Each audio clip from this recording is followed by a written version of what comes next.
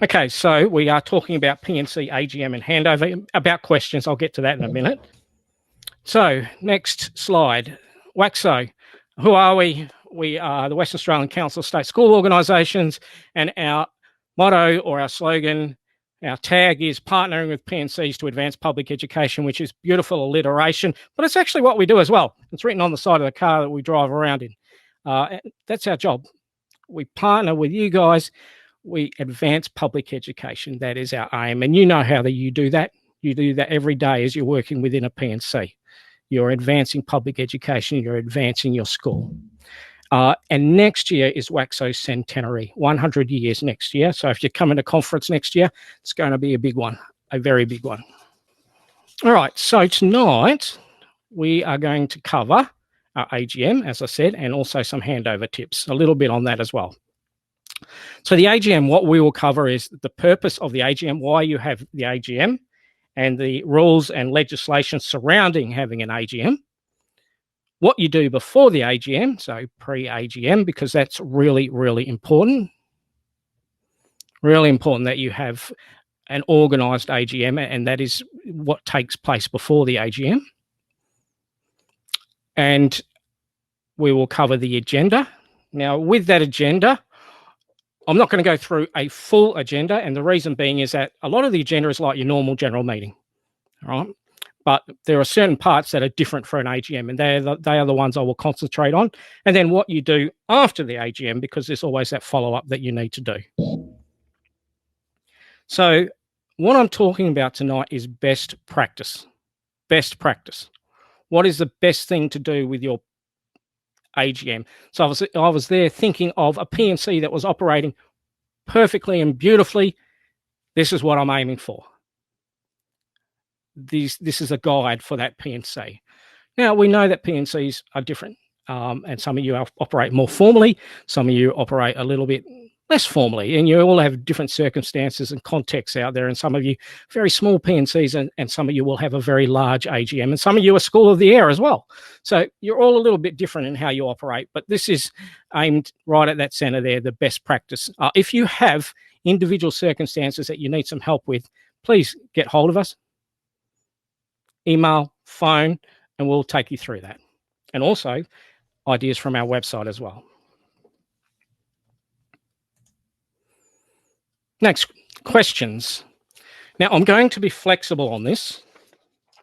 Normally when I do one of these webinars, I will do a set of questions because I'll get people to write their questions. I'll answer them at the midpoint, and then I will answer them at the end as well. But if I see questions piling up, I will maybe do it about 20 minutes in, 25 minutes in. So I'll address them once I see them piling up. They may not, but we'll see what happens. So what I want you to do is in that chat function that you have just introduced yourself with, what I'd like you to do is to type your question in there and just pop a couple of question marks on the end so it draws and tracks my eye and I can see that it's a question there. And then I can go, when we get to the point where I go back through the questions, we'll just go back through them one by one. Don't worry about your spelling or your grammar when you're writing the question. Please don't. I type with 2 fingers and I use backspace more than I actually do the keyboard, proper function of the keyboard. So look, don't worry about your spelling or anything like that. I can say tonight that the information that I'm going to be presenting will be based on the new Constitution. All right. So I will reference the new Constitution. We do have a new Constitution, and P&Cs would have or asked to have that paperwork back to us and implemented by the 4th of December last year. All right. But we do understand that some P&Cs are still operating off the old Constitution. So I will say to you now, if you are, and there's a few, there's probably around about 100, please get this together quickly, get that paperwork back to us so that we can process it. So I will reference the new Constitution tonight. Now, even if you're with the old Constitution, this new Constitution stuff applies to you, except when you actually have your quorum. So that's one of the advantages of getting the new Constitution in place, is that your quorum drops. And some of the district high schools out there that used to be large schools are now small schools. So their quorum is almost halved in some circumstances and cases, all right? So it's to your advantage to get that new constitution implemented and approved by your P&C and into us. So you may have to operate your AGM off your old quorum, which for a large school is 10 financial members, and for a smaller school is 5 financial members. We do have a website totally dedicated to the new constitution, and having a look at the analytics on it in the last few days, they have spiked, they have peaked. So obviously people are getting a lot of Q&As, ideas off that website, which is great. That's what it was there for. That's why we put it there.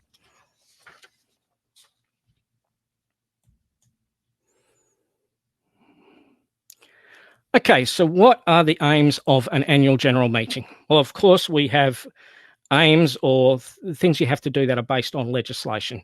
So the number one there is the presentation of your annual financial statements, your review or your audit, and your solvency statement as well.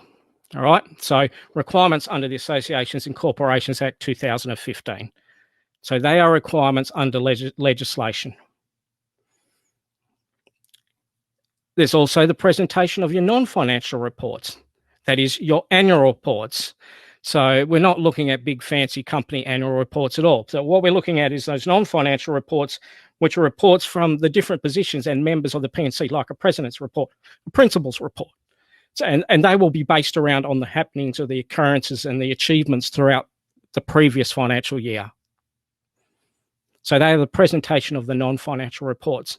And then we have the elections, which can be intimidating, it can be exciting, it can be awkward, it can be worrying for people who are in the P&C. And don't worry, I'll grab hold of that worrying one a little bit later on and we'll address that. And then we have appointments of people to certain positions, a little bit different to elections. And then we have the general business as well. Now,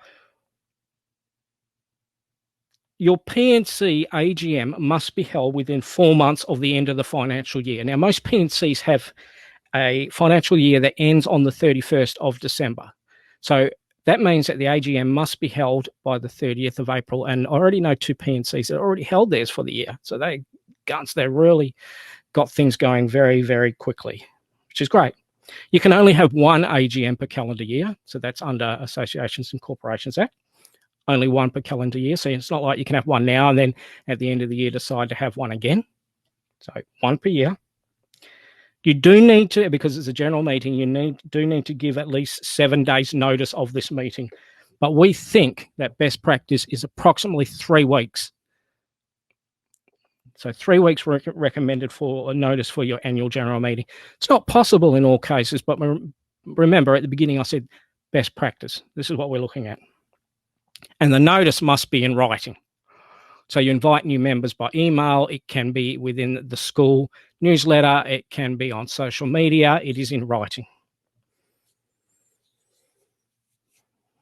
And that last point there, the idea of your annual general meeting is to attract new members.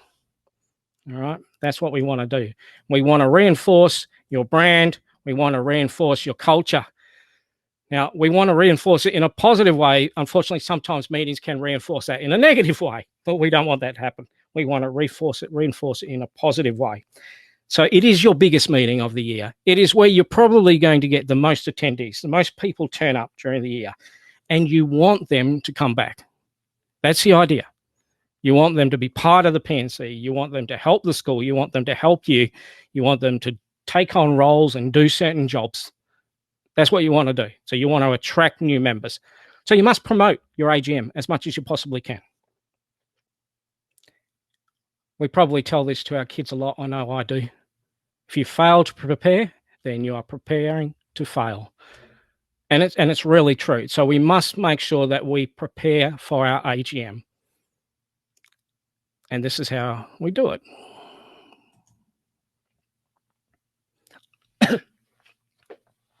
ECM means Executive Committee Meeting. So an Executive Committee meeting prior to the AGM. So what are we trying to do in an executive committee meeting? Yeah, of course, we give that 48 hours notice. We have to do that. That's a requirement to give 48 hours notice for the ECM. What we're looking to do there is to have a meeting and to work out, well, how are we going to do this AGM? What's our plan? What are we looking to do? So first of all, we're looking, what are the executive members who are currently in their positions? What are their plans for the year going forward? Do they hope to retain their role and go on and keep the P&C rolling on beautifully? Have they had enough? Have their kids moved on to a different school? Have they gone on to high school and so therefore they can't, operate at the primary school anymore? Or they don't feel like they can operate at the primary school anymore? What you want to do is work out what the plans are, and that can help you to get ready for what you need to do, especially when it comes to the elections at the AGM. You then want to plan the AGM, the date, work out an appropriate date. The time of the AGM, is it going to be during the day? Is it going to be in the evening? And my suggestion would be to make it in the evening, unless your community is pretty sure that you want it during the day. And some P&Cs have set times and they don't deviate from that at all, and that's fine. You have to give notice of the meeting, as I said before. You have to give notice of financial motions, and I'll go through that a little bit more later on. And then you need to market it as well. Okay. You need to bring all your up-to-date and accurate financial documents and, if relevant or appropriate, a review or the audit report. Now, that is the job of the treasurer. Those financial documents for the year must come to that executive committee meeting, because it's a very, very important job. This is something you have to do, that you have to present at the AGM, and this is brand new for P&Cs. So you need your financial documents there. Now, some P&Cs will need to do a review and some will need to do an audit. So a P&C has annual revenue over $250,000. If you have annual revenue over $250,000 but less than $1 million, you do a review. If you have revenue over $1 million, you do an audit. All other P&Cs do not have to do a review or an audit, but we recommend that P&Cs at least do a review. There is a big difference in cost between the review and the audit. All right.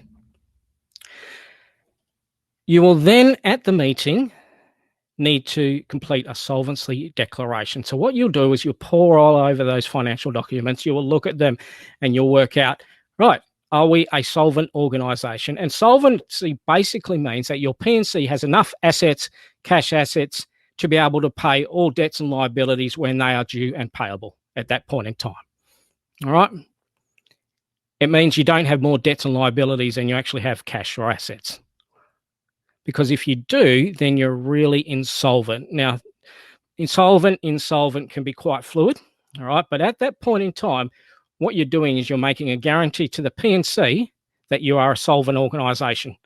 So what will happen is you look over those financial documents, you get the solvency declaration. There's a template on our website. It's a good one. You don't have to use it, but, why reinvent the wheel? Why not use it? And then you put forward a motion that the president signs the solvency declaration that you are solvent on behalf of the executive committee meeting. That will then go to the AGM. All right. That is the idea of the solvency declaration. You can download that from our website. But if you're not sure about your financials, then it's very difficult to sign that solvency declaration. All right. Now, the solvency declaration is that you have seen the financial documents and in good faith, on the knowledge that you have, you believe the P&C is solvent. So if you are doing that in good faith with the knowledge that you have, then if by some chance that the P&C is not solvent, then you're in the clear. But the idea of what you're doing is you're giving to the P&C the guarantee that the P&C financially is operating really well, or enough to be solvent. And the other thing you may need to do if you do a review or an audit is to actually get research on who can do your review or audit and get quotes on that as well. So that needs to be organised as well, because that becomes an appointment at your AGM.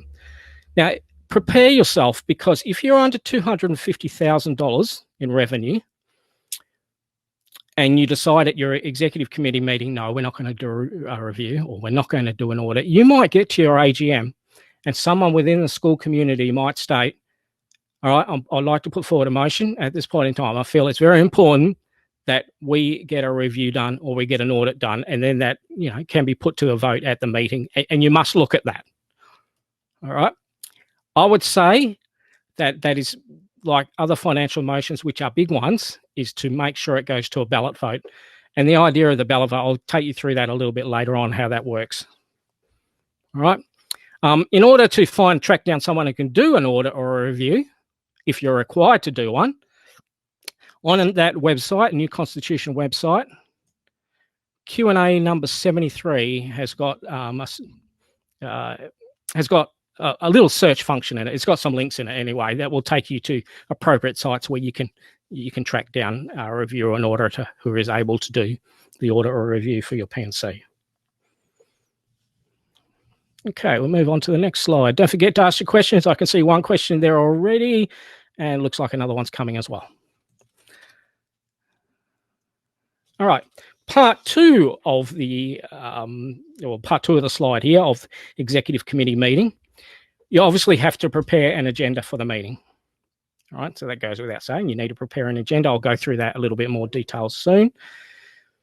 You need a wish list from the principal and school staff. And I'll say, look, you don't need one, but it's a great idea to get one, because that prepares you right from the very start of the year of what you're going to do throughout the year, how you're going to operate, what events you're going to have, what money you need to raise. So at the end of each financial year, it's a good idea to have a talk to the principal and admin and say, what would you like from the P&C next year? What's your wish list? And then they do up a wish list, comes to the AGM, and at the AGM, you'll need to present that wish list.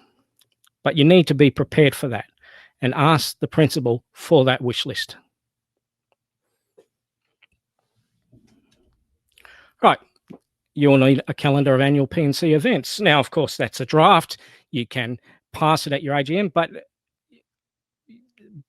you don't have to stick through it throughout the year. You know, there's always going to be times when, like, we're too tired, we've got these other things on, it's hard to get helpers at this time of year, or the weather's going to be inclement, it's not going to be nice.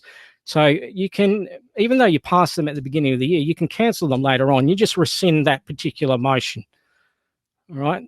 So you don't have to follow it, but it's a good idea to put that calendar of annual P&C events at the beginning of the year, so you've got something to work to. You've got a plan sitting there. And of course, that plan is flexible. You'll also need financial motions for the AGM. I'll go through them a little bit later on. Financial motions for now under the new Constitution, financial motions require 7 days notice. You must give 7 days notice of them. All right, so all financial motions for any general meeting require 7 days notice. And then, of course, you've got your terms of references for your subcommittees as well. Now, you may not have subcommittees, but if you do, you need terms of references, and they need to be updated, and your executive committee can have a look at those terms of references as well.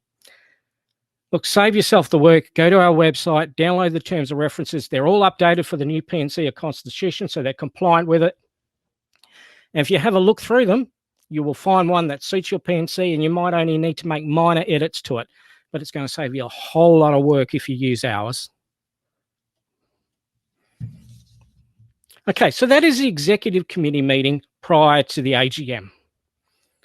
It is a great idea to have that, because as you can see, there's a bit of planning that goes into the AGM to make it a successful event. And it's all about, you know, getting people to your P&C. You are operating well, you're operating professionally. Not all P&Cs have an executive meeting before the AGM. They don't plan for it. They don't have time for it. It does mean that the AGM will be probably a little bit longer, might not be as well organised, but it doesn't mean that it's not going to operate well. I just think in terms of best practice, as I mentioned at the beginning, this is the best way to do it. Okay, so we're sending out an agenda from after we have that executive committee meeting. We've got it all. We know what we're doing. We're going to send out an agenda. So we need a written notice of meeting to go out. So a written notice of meeting is 7 days prior to the meeting. As I said before, recommend 21 days. That's always the best. We send out the agenda and the financial written reports. If you've got all those reports ready and this gets sent out with the agenda, that's fantastic. And if you're going to probably work out that that's going to be a lot of paper. So you might have OneDrive, you might have Dropbox, and you might just provide people with a link so that they can download them in PDF or print them out at will if they want to do that. That's fine. You can do that. There's no problem with it. All right. Or you can send them all out in paper format. So your agenda is going to have on it, apart from your normal agenda items, it's going to have on it elections, and you need to detail your elections. Don't just write elections. Elections, president, vice president, secretary, treasurer, executive committee members, subcommittee members, uniform shop coordinator, those types of things that you have put on your agenda. So list them, each one, so people can see this is what's up for grabs, this is what needs to be filled. Appointments, explain the requirements for a review or an audit. So you'll need to do that at your meeting, is to explain those requirements, and the appointments list who are going to be appointed to certain roles, which includes a review or an auditor if necessary. So that is listed on your agenda. General business, the financial motions are listed on your agenda as well. And then the terms of references under general business are listed there as well. Okay.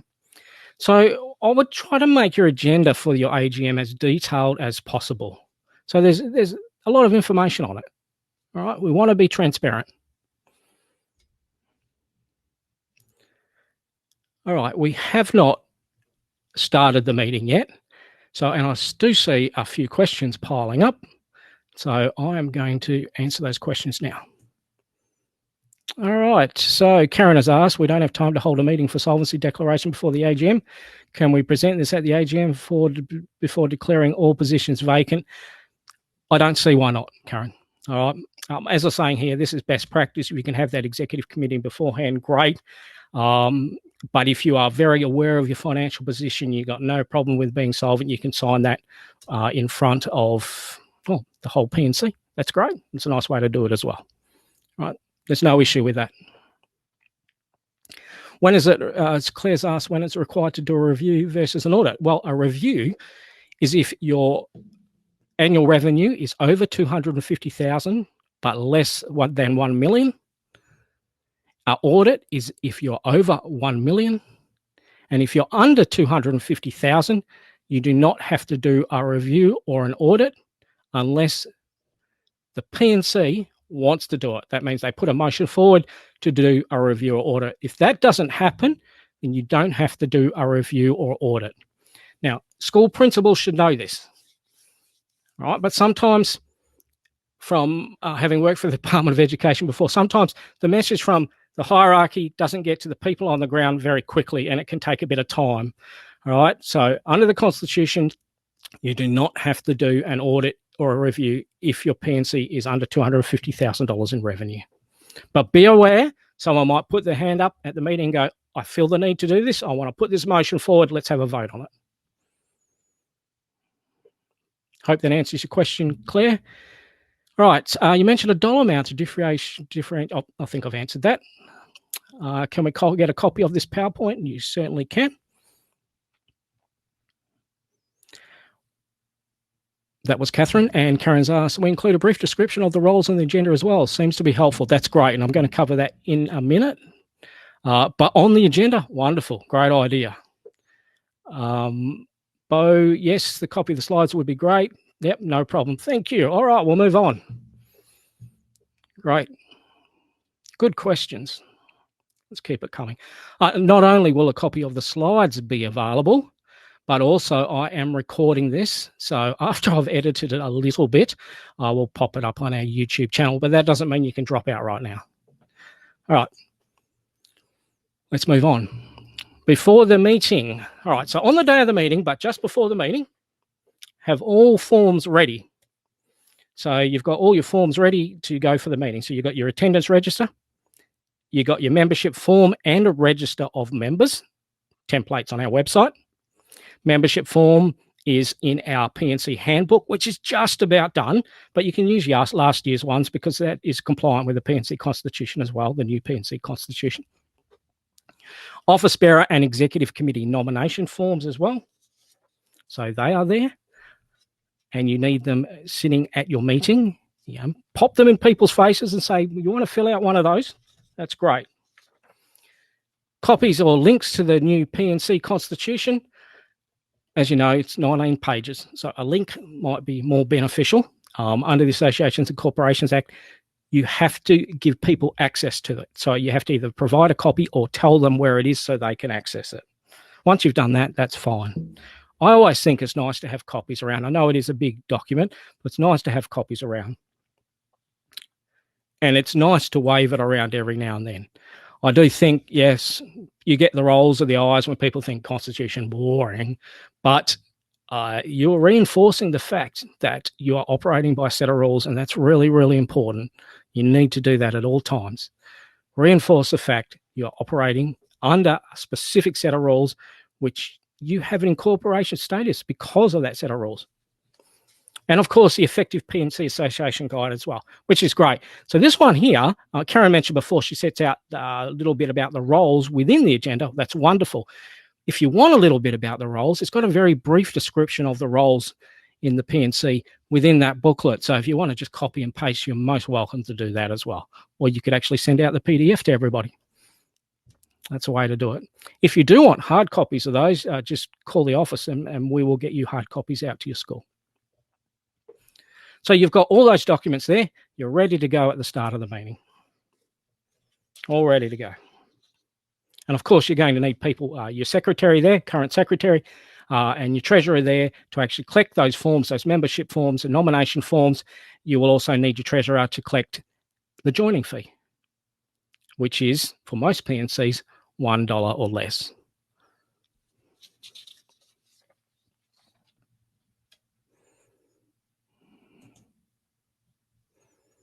All right. So your agenda for your meeting is, it's a standard agenda, but it's got some additions on it. So your agenda for a meeting is your standard one, as I say. Open meeting, confirmation of minutes from previous meeting, and all this is, you'll find plenty of this information within the President's Guide and other places within our website as well. Business arising, correspondence in and out, Treasurer's report, other reports, general business, other business, date of next meeting, and close. But what I want to concentrate on at the moment is the additions, the things that are a little bit different about the AGM.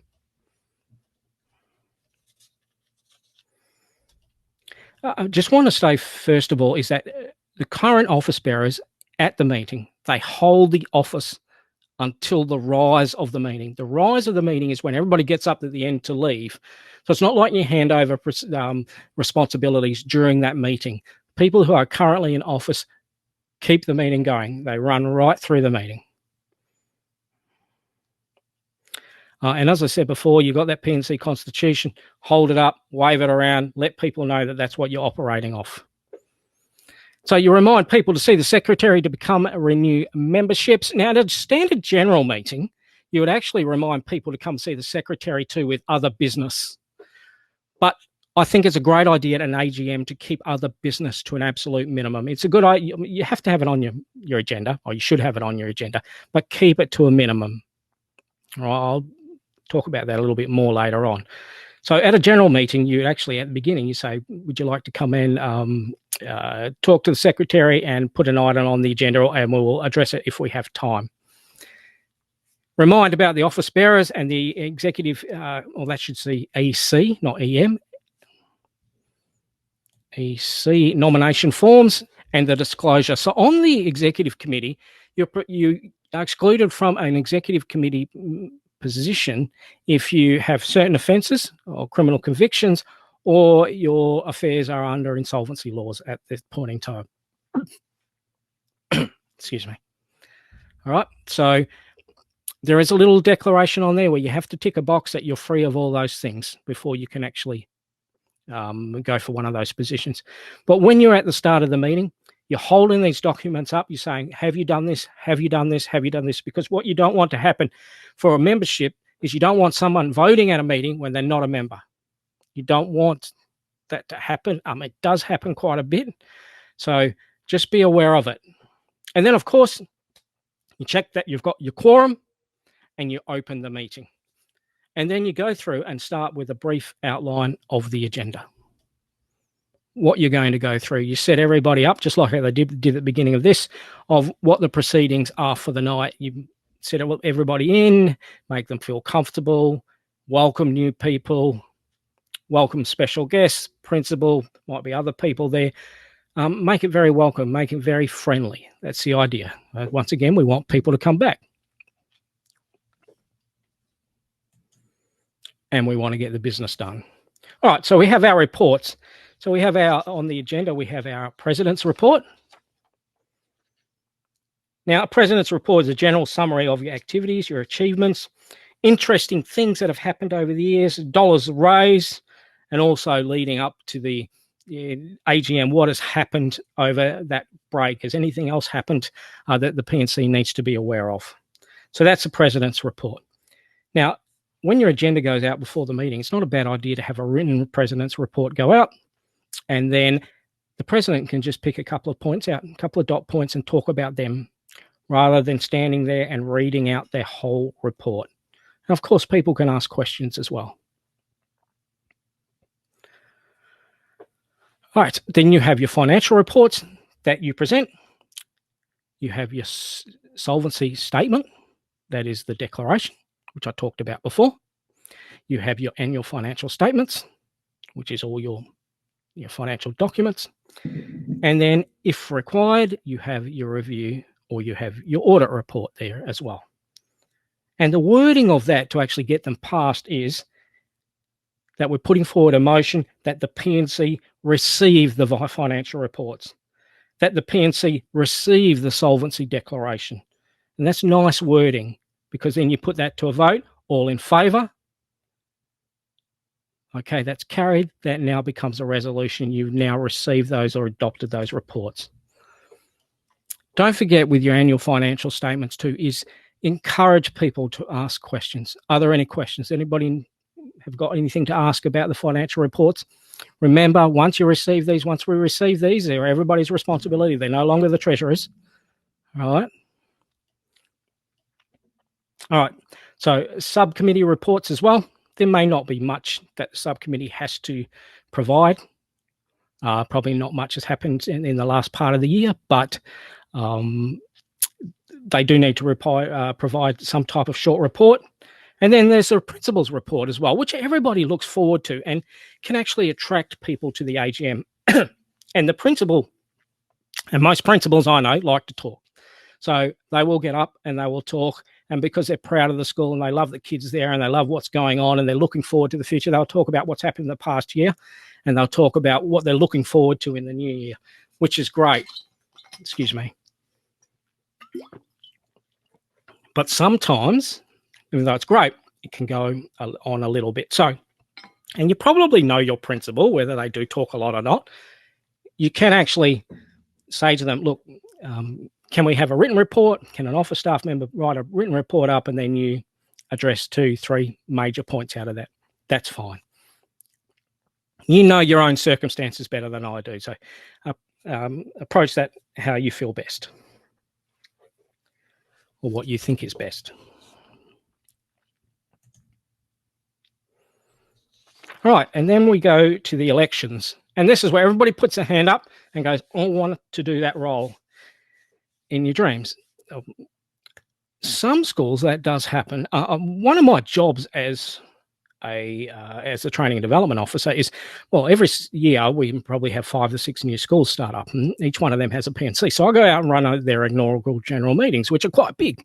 They have quite big meetings.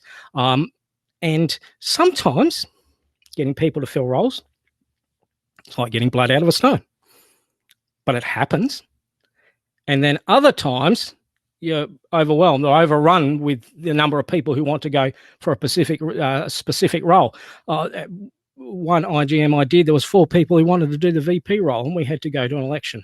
I'll go to that process very soon, but that does happen. So start with the procedure. What happens during the elections? Who are we electing tonight? So go through the procedure. So at the AGM, all roles are declared retired. They're declared vacant as per the Constitution. Wave that Constitution around again. People can renominate, that's fine. And also seconding is not necessary. That can be heartbreaking, put your hand up and nobody seconds it. So we don't do seconding when it comes to nominations for roles. If you don't want someone to be in a role and you don't think they're suitable, possibly you're more suitable, so put your hand up and nominate against them and run against them. That's the way to do it. And then the current office bearers give a brief explanation of their roles, what they do, what their job is, and also it's really important to actually say how much time you spend per week doing that role. And don't sugarcoat it. Tell the truth. You know, I spend an hour per week doing this role, but out of it, I get this, and I'm working with this bunch of people, and they're a great bunch of people, and we've seen the results of this. So to make it really, really positive. And then you have the other roles that get filled as well. Now, I have found sometimes at IGMs, it actually helps if you start with the lesser roles first as an alternative. So instead of starting with the big one, the president of the P&C, start with subcommittee roles, executive committee member roles, and then work your way up to the office bearer roles as well. All right, so you're leaving them to the last point. Now, you may find that doesn't work, but that's not a bad an alternative to try. And some of the IGMs that I've run, which is quite a few of them, that has worked a treat. And you sort of get the feel of whether it's going to work or not. And some of you out there tonight will be handing a role over, and you will be a little bit worried because people haven't come up to you and say, oh, I want to do this role. And that's a question we get asked a lot at the beginning of the year. Inevitably, people do step up. All right. Okay. So it's an idea to actually begin with the lesser roles and then work your way up. So one of those roles there is nomination for school board or council. And there's a little bit of confusion around this role. So I do need to explain it. And you may never touch this. You might not do it at a P&C meeting. So there is no P&C representative permitted on a school board or council. So under legislation or policy, there is no role called P&C representative on the school board or council. Now, some very good principals out there and schools will say, I definitely want someone from the P&C on there. And that's awesome. We love that idea. That's great. But they don't have to do it. So what you're not electing someone here or nominating someone to be the P&C representative, but what you're doing is you're electing someone from the P&C to go who you think would be good on the school board. And they then have to go through that process like any other person that nominates for the school board or the school council.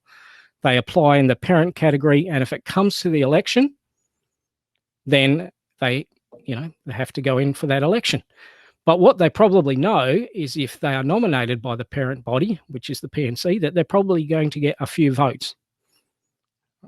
Who better to represent the parent voice than a member of the P&C? Probably nobody. All right. So it's a good idea to do this. It is not a recognised role. There is no such thing as P&C representative, but there certainly can be someone from the P&C on the school board or council, but that's up to the P&C to nominate and then vote for them. There's no automatic right. You can have a member or a volunteer engagement coordinator as well. Some P&Cs find that quite effective. Obviously, you're looking for someone out there with great ideas, very confident, able to go up and chat to people, able to get people into the P&C and help you out. And then, of course, you've got your subcommittees, your executive committee members. Now, for a large school, that's not less than 3.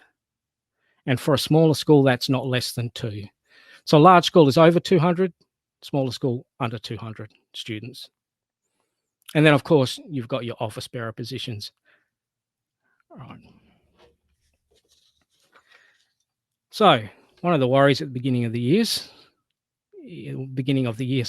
is what if we don't fill positions? All right, so I think what you need to do, and some P&Cs have done this really well in the past, is make it very clear what the school stands to lose, and they stand to lose a lot. There are things that the P&C does. There's an amount of money that the P&C raises that a school would find it hard to operate without. But it's not just that, it's the services that the P&C provides as well. With that, be blunt. not desperate, blunt, but also be positive about it. I've got an example on the next slide of this. Be blunt, be positive. Promote that AGM well, as I said before, make an event of it. All right, so you can make it a meet and greet, because the more people that come, that you get there, that might come for that meet and greet, the better chance that you have got of getting quality people into positions and getting positions filled. Give plenty of notice of the AGM, and I'll repeat that again, 3 weeks if you possibly can. As many people there as you want, as you can get, that's what you want. Get the principal on board, and I cannot emphasize this enough, and I say often, once you've got your principal on board and promoting your P&C, at least 1/3 of your job is done. That's an absolute must. It is so important. And those people out there that have principals that fully back their P&C will know what I'm talking about. And that's a lot of principals. And then you have some principals who are like, oh, yeah, I'm not sure about, I've got other things to do. And then unfortunately, very, very minor cases, principals that don't want anything to do with the P&C. But most of the time, we have principals that work really well with P&Cs, and it's really, really important that that happens. But that's up to the P&C as well. That's a two-way street.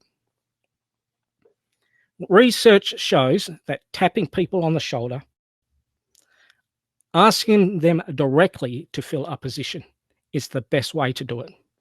So you need to be proactive about it. Being wanted is the best motivator.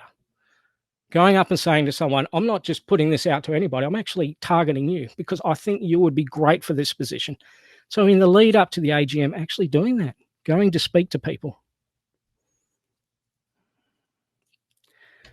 Have retiring members volunteer to be mentors for first term or longer. Now, I know some people are like, nope, I want to get away. That's it. I'm done. But, you know, if you can be a little bit open, you're not taking control. You're not doing the job for them.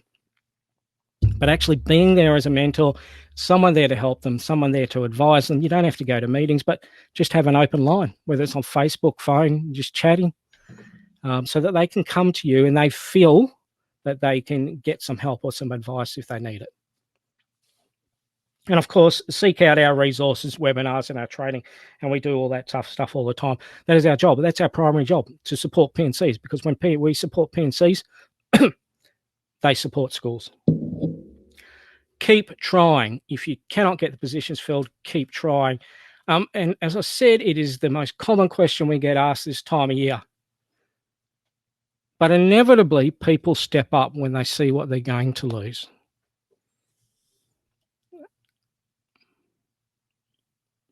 Now, being blunt and being positive is an example. I'll just give you a minute to read that while I scan through some of these questions.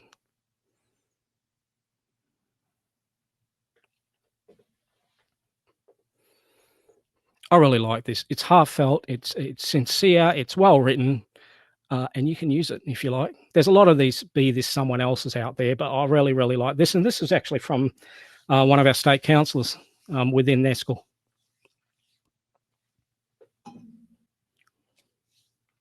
What I really like about that is the fact that down in that last paragraph, they've addressed the clicky thing, about the click.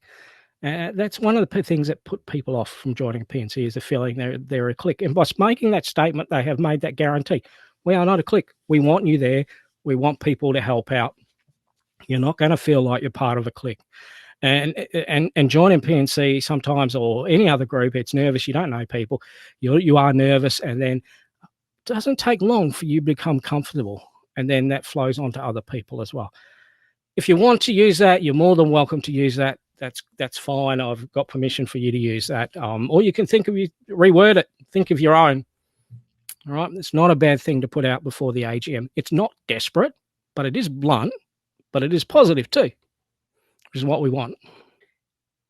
So we go for an election here. So whether it's for executive committee members or whether it's for office bearers, on your agenda, you'll have an item, possibly an item number. Item 4.1 on the agenda is the election of the P&C president. All right, so you read that out as the chairperson. Then we say, do we have any nominations for the position of president? If you only have one nomination, you know, people sitting there looking at others, a little bit awkward silence, and then someone puts a hand up. Great. Thank you, Amanda, for putting your hand up. Is there anybody else who would like to nominate for that position? No, there's not. Wonderful. Amanda, thank you, because you don't need to second it. Amanda is elected to the position of P&C President unopposed. Congratulations, Amanda. Well done. Excellent. Right. But if we do have more than one and Amanda and someone else has put their hand up, state that because we have two nominees, a ballot is required. But I'll ask again if both parties are still interested in going to a ballot. And you may find that someone drops out. They don't want to do it anymore. No, that's all right. I'll leave it up to them. That's fine. Then you have the person, that one person that's nominated. That's cool. That's great. You've got them. All right. But if they want to do it, state each will need to give a 1-minute address outlining their qualities. Give them a bit of time, go on to something else, and then come back to it a little bit later. They stand up. They give a 1-minute address. What are their greatest qualities? You may find that someone drops out. They don't want to stand up and give an address, which probably a bit of natural selection, really, because if they don't want to do that, they're probably not suited for whatever role it was. Okay. Especially, I can't say that for every role, but if it's something like president or vice president or secretary or treasurer, maybe not. And then you've got your one nominee. However, if they still want to go with it, then you appoint your returning officers. Returning officers are usually independent people, but at P&C meetings, it's very difficult to get people who are non-members. So a secretary and a principal are a good choice. Always two. They hand out ballots. People write down the name of the preferred person after the speech. Returning officers take the ballots outside. They then count those ballots. And then they come back in and they tell the chair what the result is, and the chair congratulates, says what the result is. If it's a tie, then you have to find out who that person is by lot, which is basically a lottery, hands behind your back, shortest straw, that type of thing, name out of a hat. And then it is Amanda elected to the position of P&C President by ballot. Congratulations, well done. And then you put a motion to destroy the ballots. That's the process. So, David, you would do that for those three positions. So you just have to work out a way to do it for those. You've got 3 positions. You've got 4 people nominating for those positions. You would do it exactly the same way. What you probably find is that if you go through a couple of those processes down here, the speech, etc., then what you'll find is that you might actually get down to those 3 positions. And don't forget, with the executive committee members, it's a minimum number, like your minimum of an extra 3. You can have as many as you want on the executive.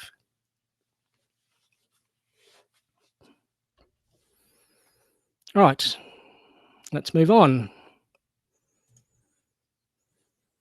And then you have your appointments on your agenda. So that's the next section of your agenda, is the appointment. So if you necessary, you'll need to appoint a reviewer or an auditor.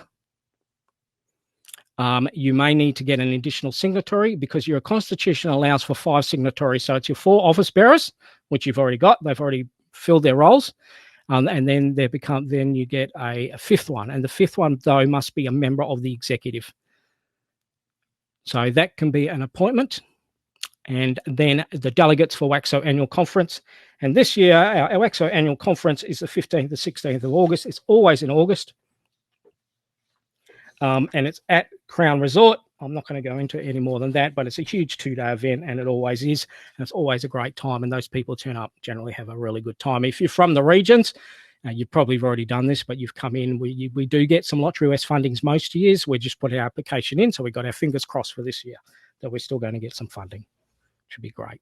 So that is the appointments. There's not many of them, and if you don't have a reviewer or an auditor, that's not required, then it's just the other 2. Okay. Then you have your general business. You have your terms of reference for your subcommittees. So you vote to pass or approve those terms of references. And they are the ones that you looked at the executive committee meetings. There's templates on our website. The school wish list for approval, you approve that, you put it forward, you table it, that the P&C approves the wish list. Now, that's flexible. You can deal with that down the track if you want to, but because it's a wish list, it's asking for money. So it's a financial motion and it requires 7 days notice. Then is your P&C annual calendar for approval, your calendar of events. You table that as well. All in favour, that's great. We've passed that. And then any contingency emergency spending motions. And this is what I mean by that. Sometimes you have to spend money and you can't have a meeting. You just can't physically have that meeting, or you can't even have it by, instantaneous form of communication. So it's a good idea at the beginning of the year, and this covers you for the year, all right, that the Treasurer and President as dual signatories have delegated authority to spend up to $200 per term on unanticipated expenses. The Treasurer's report at the general meeting immediately following the expenditure will provide an explanation and all appropriate receipts. That is very tight. Now, you can change that around. You can change that number. You might find $200 per term is a little bit too much. But remember, this is a financial motion. You pass it at the beginning of the year. You may even want to put an end date on that. So ending at the next or before the next AGM. All right. So it's not an ongoing motion. All right. So it's a good idea also to put an end date on that. I don't have that in there. So that would be a little bit of an edit to put an end date on there. So if you pass it at the beginning of the year, that will help your P&C in terms of how it operates, but it also makes people accountable because it says that the expenditure, the explanation, and the appropriate receipts will be presented with the next Treasurer's report, basically as a separate item.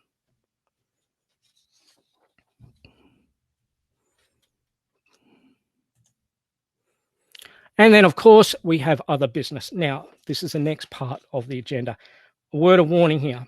Be careful, as this is often something that eats up time, which is why I said at the beginning, don't bring it up at the beginning. All right.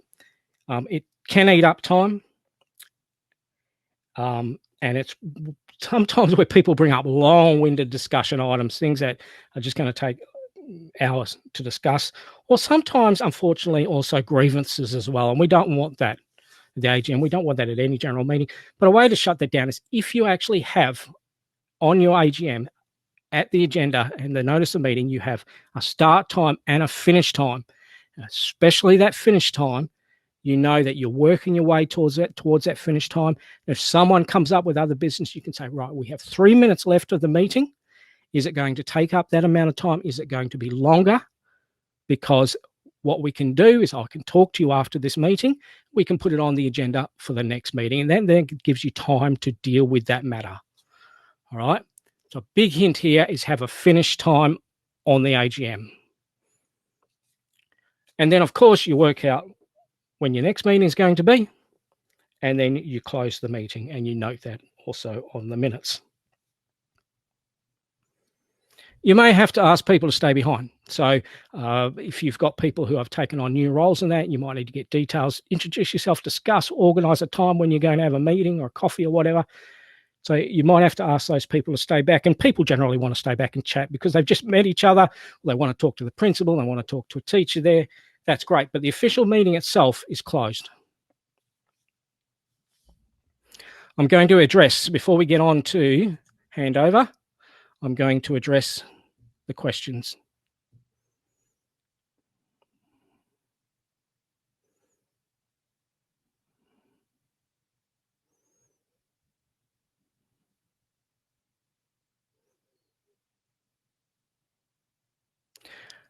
Melissa, they must, they have to actually be there at the start of the meeting, all right, and when that position is actually up for grabs as well. Kat, can you only nominate yourself for a position? Can you nominate someone for a position? You can nominate yourself. You can nominate other people. Ask them first, of course. That's polite. How many committee members need to be signatory on the account? So minimum 4. Maximum 5. So compulsory as part of the Constitution. It's your president, your vice, your secretary, and your treasurer. And then you have the additional, which is the other executive committee member, which comes under appointments. So that's a maximum of 5, a minimum of 4.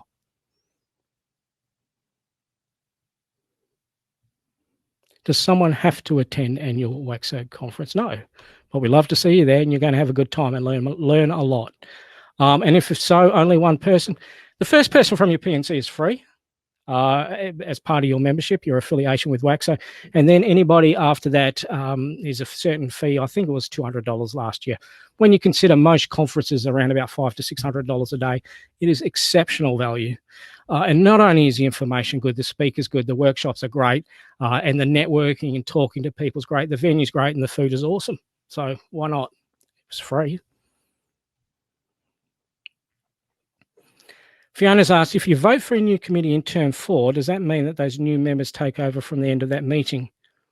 Yes, at the end of the meeting. But if you vote for a new committee, do you mean an AGM? Yeah. If you're an AGM, make sure you're only having it in term 4 and it complies with the rules about your financial year. Danielle has asked, if terms of reference and a strategic plan with events fundraising have been approved in 2019 year, do we need to do them again? It's always good to review your terms of references because it actually states that in most terms of references that they will be reviewed, but sometimes you do need to update things. So you do need to put them through again. They might be unchanged, but you do need to put them through again, yes. Danielle again, to clarify, strategic plan with events fundraising that has been scheduled subject to change for 2000. If you've already passed it, that's fine. You don't need to do it again the next year. I think it's a good idea with these things is also make sure that you've got on that motion that you've got an end date on it, or you've got a specific date that is mentioned, so it's not ongoing. Catherine, does that $200 come from P&C funds or personal? We do approve that it can come from P&C funds because it is professional learning for a member of your P&C. They are going to bring back the information to your P&C and they're going to help your P&C out. So it's professional learning. It's an administrative cost. All right. So it looks like I've answered all those questions. Yep. Great. All right. Good. All right. Let's move on. All right, so don't forget, just some general notes for the end of your meeting, the end of your AGM. Branding of your P&C is really, really important. So, and I've said that a number of times tonight. It's often the introduction for new parents to the P&C. You've got to make that effort. You've got to make sure that the meeting's organised, it's friendly, because you want people to come back again and again. And then you have to do the follow-ups after that meeting. You have to notify the principal of new office bearers.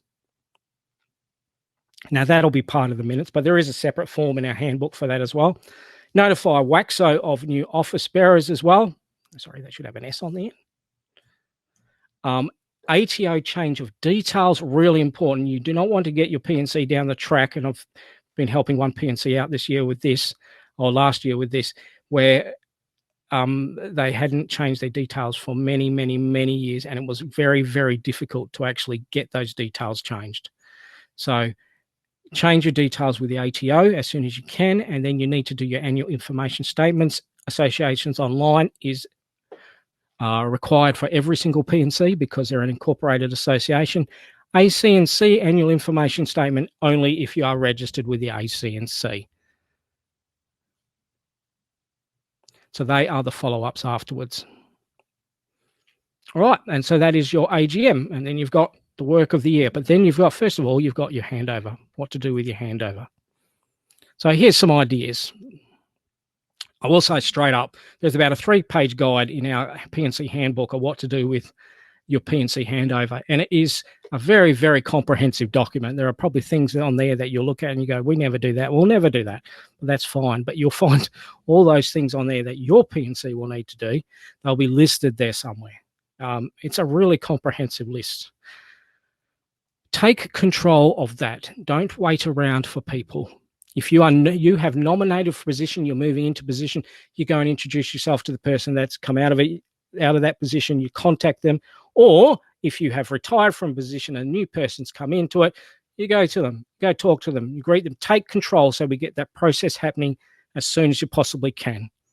And it's a good idea to organise a meeting between the new committee and the old committee. And once again, best practice. I know sometimes this doesn't happen, but it's not a bad idea to actually do this. And it can be informal or it can be formal. It can be over a coffee. It can be on a chat online. That's fine. It's an informal meeting. So what you're doing is you're advising people you're giving people the documents. You're advising them of what to do as part of their role, but also Also, if there's any issues, anything with the P&C, you're also raising them and talking about them and explaining them as well. All right, you're giving them lots of hints and tips. And in terms of handing over documents for P&Cs, it is a legal requirement to actually hand over documents. You must do it. And that's under the new Associations, well, it's not very new now, but 2015 Associations and Corporations Act. Before that, no mention of records being handed over. Now there is. And we do, one of the most common phone calls we get within the first half of the year is, we cannot get the documents from this person. And we do have a way of dealing with that. So give us a call and we'll give you some hints on how to deal with that if you cannot get the documentation off them. But the best way is to remind them. And under law, they're required to do it, and there are fines if they don't. There are actually fines under the Act. But we always try the nice path first. All right. And if I didn't say it before, which I think I did, but intentionally, I'm going to repeat it. Update your details with WACSSO as soon as possible. That is so we can send you lots of spam. It's not really. It's because we need your details because we've got important information to get out to you. All right. Some really, really important information. And we need that for our database. Okay. It's not so that we can send lots of emails out to you. You'll get a few. But also we need those contacts for our state councillors who are our chosen representatives within your area, and they're volunteers just like you.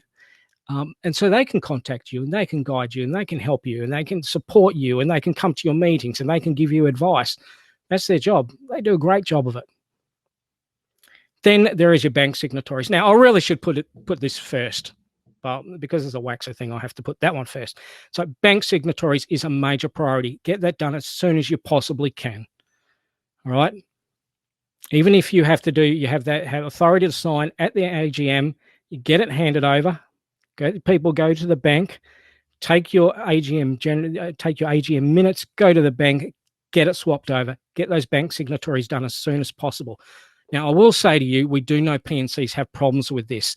We are putting out a P&C survey in the next few weeks about banking, and if you are having issues with particularly this one, we do know that sometimes people do like to dump on banks. We are interested in your feedback, so look out for that survey. Because we do know, and we will approach banks and we'll ask them, how can we make this easier for our P&Cs in changing over bank signatories? Right? But that is a major priority. Working in this office, over the years, the amount of money that has gone missing from P&C simply because signatories have not been changed over correctly. It's a large amount of money has gone missing, misappropriated. And then the documents, obviously everything pertaining to position, as I said before, most of those documents will sit with the secretary and the treasurer. They're the two main ones. Passwords, you might have Google Drive, OneDrive, Dropbox, TidyHQ. You might have those online repositories or platforms. Please make sure that you hand over or you get the passwords you nag. I need that password. You get those passwords as soon as possible. Email access as well. Sometimes P&Cs might have a specific email for their P&C and the position. So, for example, President, Royal Street P&C at gmail.com. Secretary, Royal Street P&C at gmail.com. You might have those. They are P&C accounts. So you need the passwords, you need the access to that email. And as soon as you get into it, you've got the new role, change the password straight away. Social media accounts. Now, if you've got social media accounts, Facebook, you really should have a terms of reference for it. That tells you how to actually run that social media account. And depending how that social media account is set up, especially Facebook, it may be a little bit difficult to actually change over who's dealing with that page, but it needs to be done as soon as possible as well. So they are all the things that you need to address. And there's a few more, but as I said before, that list that's in the P&C handbook is a great guide for you.